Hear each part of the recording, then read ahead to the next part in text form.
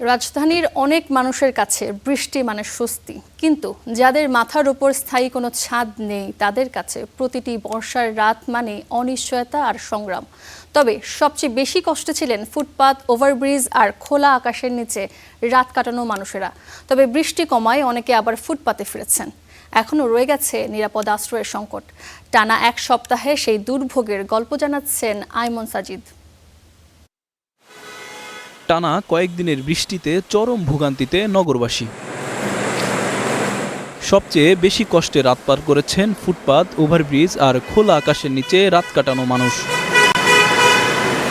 রাজধানীর খামারবাড়ি মোড়। রাত হলে এখানকার ফুটপাতে ঘুমিয়ে পড়েন প্রায় অর্ধশতাধিক ভবঘুরে ও ছিন্নমূল মানুষ। কিন্তু বৃষ্টি কমে আসা এই রাতে দেখা গেল ভিন্ন চিত্র।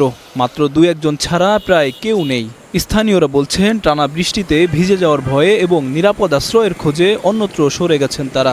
এখানে প্রতিনিয়তই মানুষ ঘুমায়। রিসেন্টলি বৃষ্টির কারণে এখানে আপাতত মানুষ নেই আর কি। তো বৃষ্টি কমে গেলে আবার মানুষ ঘুমায় আর কি এখানে। আজকে 3-4 দিন বৃষ্টি যাবতের কারণে তাদের দেখা যাচ্ছে না, হয়তো 1-2 জন থাকতে পারে। বৃষ্টির কারণে তারা অনেক কষ্ট পাইছে, কষ্ট পেয়ে মেট্রো রেলের নিচে চলে গেছে। রোদ উঠলেই আবার ভরে যাবে। ফার্মগেট ফুটওভার ব্রিজে গিয়ে দেখা যায় উল্টো চিত্র। ব্রিজের বিভিন্ন অংশে আশ্রয় নিয়েছেন শতাধিক মানুষ। তাদের অনেকেই জানান, আশেপাশের খোলা জায়গা পানিতে তলিয়ে যাওয়ায় গত কয়েকদিন ধরে ওভারব্রিজই ছিল তাদের একমাত্র নিরাপদ আশ্রয়। বৃষ্টির জন্য কাম গাইছ নাই, কালকে যে ভিজছি কাম করুম, এই যে দেখেন ভিজা পাঞ্জাবি মুঞ্জাবি রোদে দিছি আমি। কালকে রাতের বৃষ্টি বিচ্ছে মনে হয় না আপনার সারা রাত ভিজা কাপড়ে ঘুমাইছি। এখন শরীর সহ আমার গেঞ্জি সহ গন্ধ বাড়িছে। 8-9 দিন বৃষ্টি হতেছে, আমরা একবেলা খাইলে 3 বেলা না খাই, তাই ঠিক আছে। আমাদের মতন হাজার হাজার মানুষ আছে রাস্তায়, ঠিক আছে, অসহায় দরিদ্র, তাদের কোনো স্থান নাই।